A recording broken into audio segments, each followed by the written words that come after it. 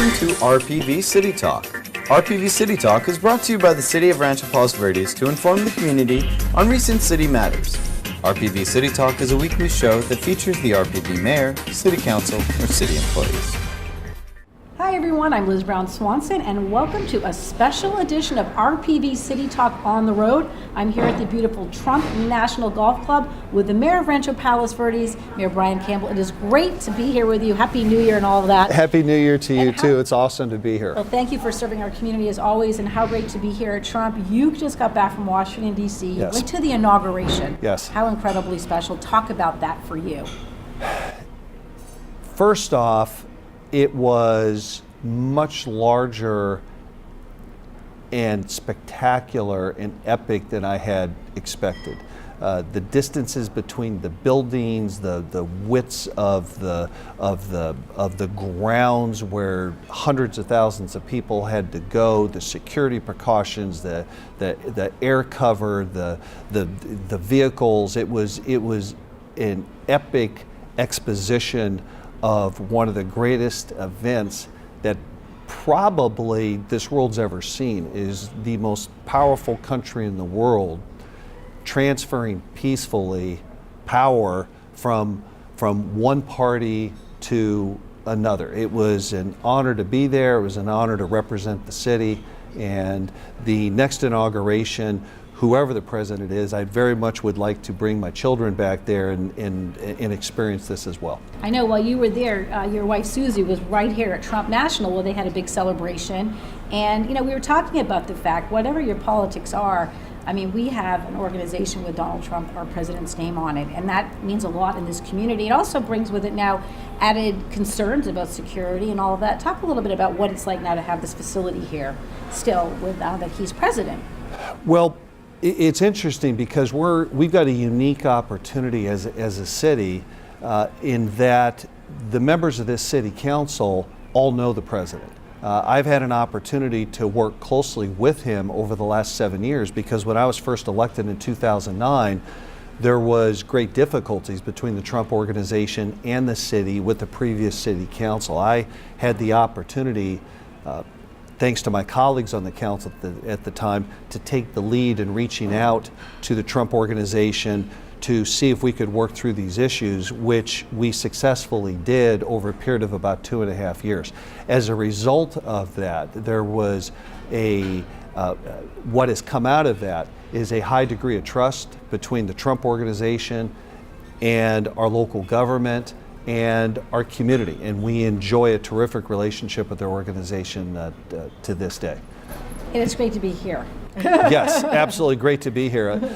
With Mr. Trump now becoming President Trump, it now presents a different set of challenges that we have going forward, because even though he is completely separated now from his company, the name still is here at the golf course, and from a security standpoint, there's a different level of complexity that our local sheriff's department and our city government needs to address going forward to ensure that that we keep the public safety degree where it needs to be. And since we're talking about that, we'll segue into that as the top priority. One of the top priorities for you as mayor and as the city's goals is public safety. Yes. Talk about the challenges and just sort of the focus and just making sure we continue to step up our efforts to keep our residents safe.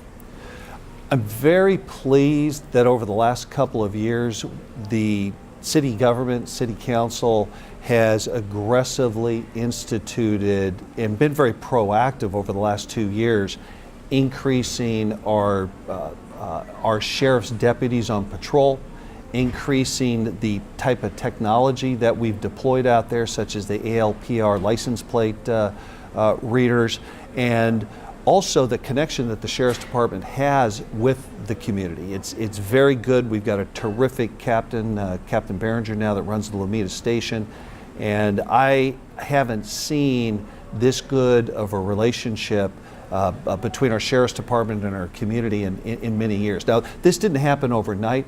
It started happening with Captain Boland before that, who's been promoted. But the sheriff's department has been absolutely top-notch to work with. They can't be everywhere. It's not news that California and much of the country has experienced an upsurge in criminal activity. Certainly in California, with the passing of some of the initiatives where we allow early release of criminals that in the past would not have happened. They're out on the streets now, and it's difficult to stay on top of that. I happen to think, despite the increase in crime, that it would have been much, much worse had it not been for the Herculean efforts that the Sheriff's Department has deployed.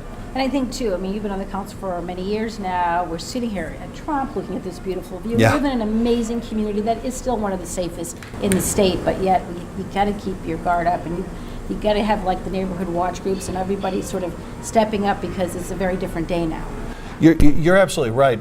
And one of the keys to success here is the collaboration with Neighborhood Watch, with the homeowners associations, with our fellow public agencies, the school district. The more information sharing we have, the more collaboration that we have, the faster we push information out to the public when a criminal event is going on, the safer our community will be. We can make some improvements in those areas. Right now, the information flow is slower than I would like to have it. I would like to expand that up and address many of the social media platforms and other ways of communication with the public, so that they'll know faster what's going on. They'll have better information, and they can then take their own precautions when it comes to protecting their neighborhoods. There's a lot of resources out there for residents to just stay in the know, whether you sign up, you go onto the Sheriff's Department website or the city's website, but you can never do enough to keep those communication lines open. So that's sort of one of your priorities, you're saying, going forward. Absolutely, much more collaboration, and this isn't something that you can institute some change and then leave it as is. It is an ongoing, evolving process of utilizing different communication methods and experimenting with different ways to communicate and collaborate that we've always got to stay on top of. Mm-hmm. Let's switch gears now over to some of the priorities of the city when it comes to infrastructure and big projects down the pipeline. We're hearing a lot of talk about Portuguese Bend landslide, and that's a big ticket item. There's talk right now about maybe building a civic center, rebuilding Ladera. Talk about sort of the priorities, how the council is deciding like what projects we're going to put forward in the next upcoming year. Like what's going on there? There's a lot of talk about rebuilding Ladera Linda, but what does that mean?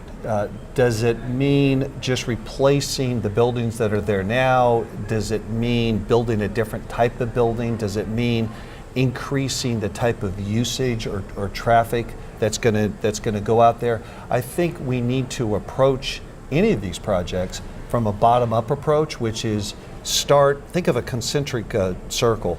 Listen the most to the residents and the neighborhoods that are going to be most immediately impacted by whatever it is that we do, and then build on those concentric circles to get input from the rest of the community. What's the greater good of the community, but will that greater good dramatically impact the local neighbors, in this example around Ladera Linda? So we need to make sure that the community is very much involved and feels like they've got a solid stake in what decisions are made.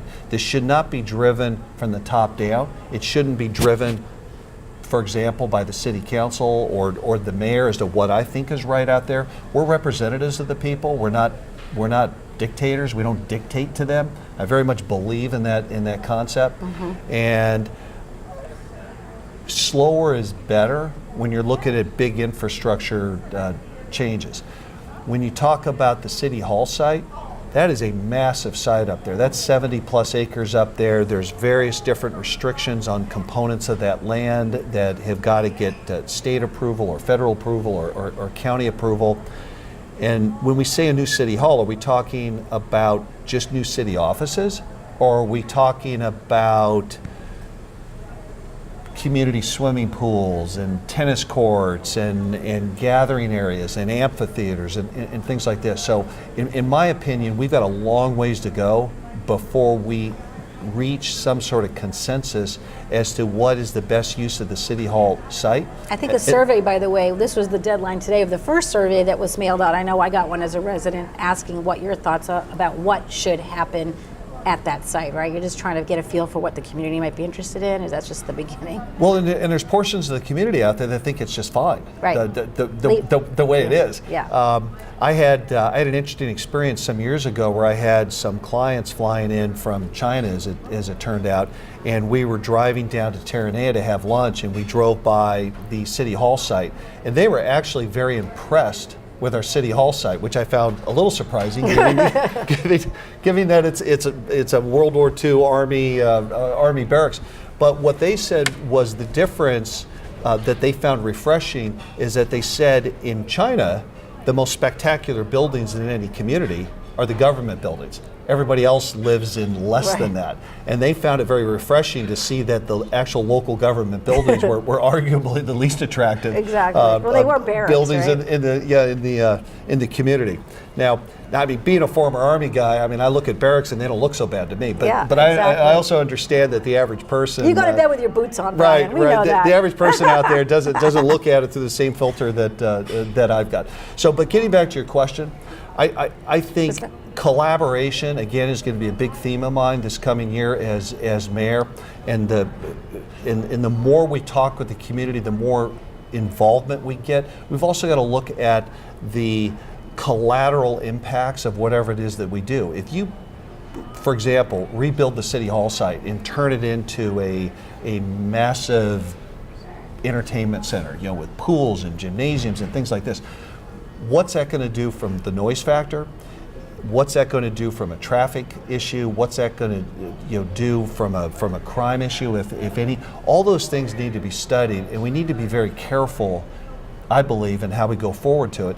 And then something that's been missing from the conversation so far is where's the money going to come from? And I think it's a pipe dream to think that the federal government or there's going to be some state grant or something that's going to come in and fund this. I mean, the fact is, by comparison, we may not always feel this way, but by comparison, we're a very wealthy community compared to the rest of the state. Although everybody I know in this community works very, very hard to live here. That's how we're looked at. So I think the money to do any of these projects, by and large, is going to have to come internally.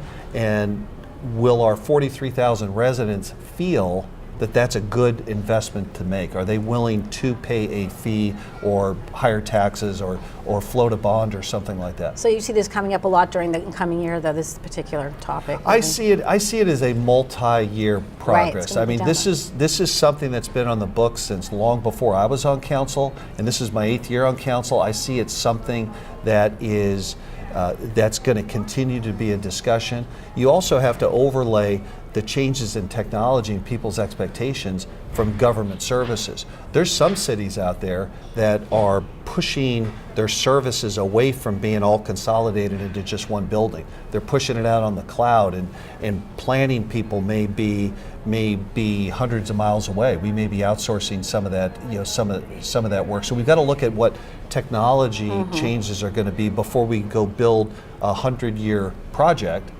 that may not work for us 10 years down the road. Right. Talking about not a 100-year project, but the Portuguese Bend landslide issue has been discussed for 50 years, right, in this community. It's gone on for a long time. But for some reason, I don't know where this council seems to be putting more energy in behind it, but it feels like maybe there's going to be a shift and possibly to try to resolve that. I mean, I know I live on PV Drive South, and my kids love driving the bumpy road, but to someday see that is fixed. And I don't know what the solution is. I'm not an engineer, but what do you think? I know they're having a landslide moratorium. I'm having a Portuguese Bend landslide workshops and things coming up. Get the community involved. What do you think needs to happen, or what's the council direction? Well, first off, it's not all bad news in regards to the Portuguese Bend slide. In that I mean the experts have told me that if we simply do nothing, in about 250 years it'll resolve itself. So, is my house going? no, that actually is true. That actually is true. Obviously, we don't want to wait 250 years to just take care of itself.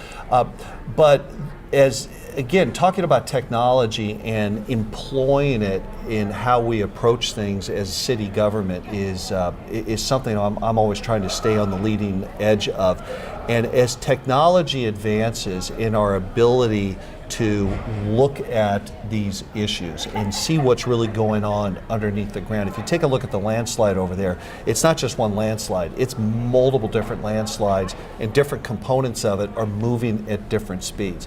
There's also, depending on which experts you talk to, different theories as to how best to address it. There's people that believe an underwater breakwall off the toe of the landslide, the toe being where it enters the water, is the solution. There's others that feel that dewatering wells, which certainly have had a positive impact, are the solution. I think it's going to be a combination of a lot of those different issues. At the end of the day, we may just be able to slow it down quite a bit and lessen its negative impact on the community, but we'll find out. One thing that makes this job on council, I think, very interesting and a lot of fun is that I get an opportunity to meet experts in various different fields that I would not otherwise run into. And one thing that RPV has in great abundance is tremendous experts in in geophysical issues and or technology issues, or for example, our new wireless master plan that we just passed to help protect us from the proliferation of all the antennas going up around town and make them disappear back into the background. We've had so much great help from residents who are experts in this field, and the more we collaborate with them, to go back to that theme, the more we collaborate with them, the better results that we get. So I see these public meetings, in this case regarding Portuguese Bend, being great opportunities to draw in that expertise, which will help us ultimately make better decisions. Well, we'll stay tuned with that. As we're sitting here at Trump National, it's lunchtime just about here. And so we just have a few minutes left so that we can wrap up. I'm excited to hear just a little bit more from you as you've been a few months now as mayor. How is it going for you, and just any special mayor's announcements you might have? And we know that the community can see you twice a month for sure on city council meetings, first and third Tuesdays of the month. Well, first and foremost always is public safety to me. The second is focusing on the semi-rural environment. I mean, we hear this a lot from people in the community, but that is the reason that my wife and I moved here almost 20 years ago. I mean, both of our children have been born here. I mean, they're growing up in this environment. I really do treasure it. I mean, I came from Colorado originally as I grew up there. I appreciate the fact that we've got these wide open spaces and these incredible views out there. We probably have some of the cleanest air in the West Coast that we're able to breathe here in the Palos Verdes Peninsula because we stick out into the ocean. So preserving that is very important to me. This coming year, I would like to have us work on reestablishing the working relationship and the trust that's so important with some of our neighboring agencies, like our school district, like community organizations, like AYSO, Neighborhood Watch, homeowners associations, the Land Conservancy. All of these organizations, be they public or private or ad hoc, are extremely important for us to have a high degree of trust in each other, and that then spills out into a friendlier, kinder, more responsive, more responsive, more responsive government. I mean, I really do enjoy this job. I always have. I'm going to be termed out at the end of this year. It's going to be time for somebody else to take my spot. But I have thoroughly enjoyed my time on council, and hopefully I've done a few things to help move us in the right direction. But I love meeting people and getting input and listening to them, and having that change my viewpoint very, very often, which allows me to do a better job on council. Right. If you were to describe the quality of life right now in RPV, you gave it a report card. You get an A, or I mean, are you pleased with where we are as a city and a community? I know we could always do better, but well, yes, you can always do better, and I don't want to really go that way, because I'd rather compare our lifestyle, the quality of life here in RPV, compared to what our alternatives are. We've talked about this. There's nowhere else I would live. It wouldn't matter what sort of financial restraints were removed or anything.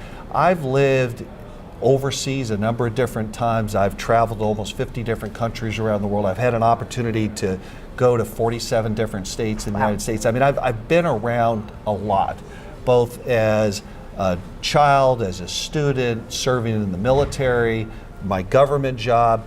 I've been to every continent except Antarctica, and there's no place else I'd rather live right now and have my children grow up. There's a reason why Susan Brooks calls it paradise. We'll give it to her. It is close enough. Well, we'll give it to her. There you go. We're going to wrap this up, this edition of RPV City Talk. It's so great to be here with Mayor Brian Campbell. We're going to have you on every month, and you'll just update the residents on just the issues and events before you and what you're voting on. And I appreciate, again, what you do for the community. Well, I appreciate what you do for the community and your great crew out there right now. So it really is a pleasure, and I enjoy these sorts of talks. Thank you. Okay, again, that'll do it. I'm Liz Brown Swanson with RPV City Talk. Have a great day, everybody. Take care.